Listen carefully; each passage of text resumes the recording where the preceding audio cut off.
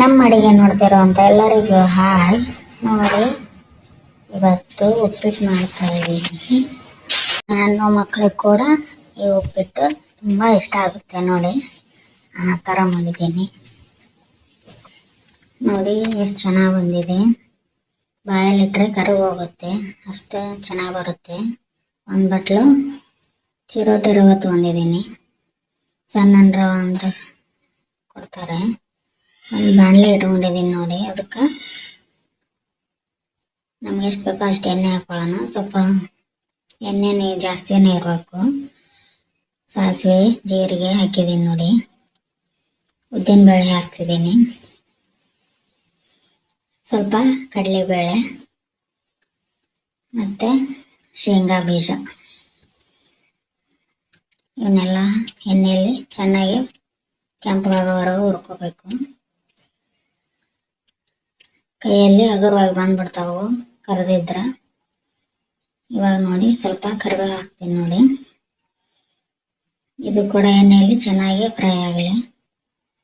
ಉಪ್ಪಿಟ್ಟು ಅಂತೂ ಮಸ್ತಾಗಿ ಬರುತ್ತೆ. ನೋಡಿ, ಮೊದಲೇ ನಾನು ಹಸಿಮೆಣ್ಸಿಕಾಯಿ ಹಚ್ಚಿಟ್ಟಿದ್ದೆ, ಅದನ್ನ ಹಾಕ್ತೀನಿ. ನೋಡಿ, ಎಣ್ಣೆಯಲ್ಲಿ ಇವು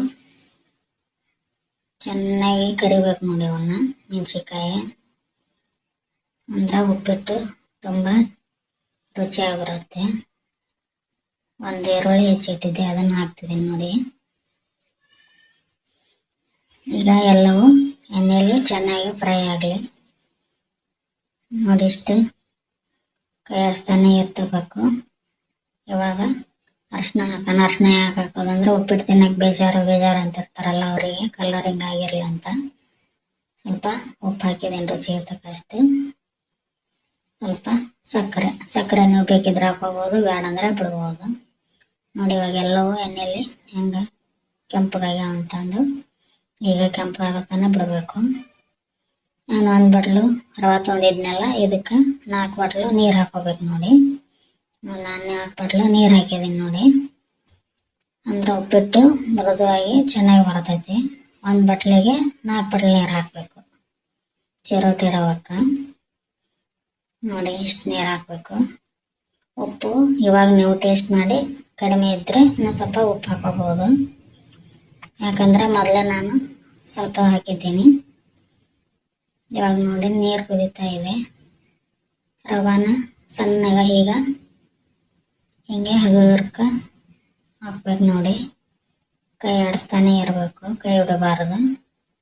ಇಲ್ಲಿಕ್ಕೆ ಸಣ್ಣ ರವೆ ಆಗಿರೋದ್ರಿಂದ ಗಂಟಾಗೋ ಚಾನ್ಸಸ್ ಇರ್ತೈತಿ.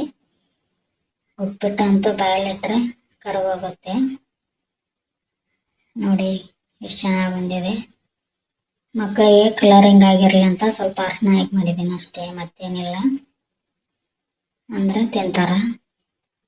ನೀವು ಮನೆಯಲ್ಲಿ ಮಾಡಿ ಫ್ರೆಂಡ್ಸ್. ಇಷ್ಟ ಆದರೆ ಲೈಕ್ ಮಾಡಿ, ಶೇರ್ ಮಾಡಿ, ಸಬ್ಸ್ಕ್ರೈಬ್ ಮಾಡ್ಕೊಳ್ಳಿ. ನೋಡಿ, ಮಸ್ತಾಗಿ ಬಂದಿದೆ.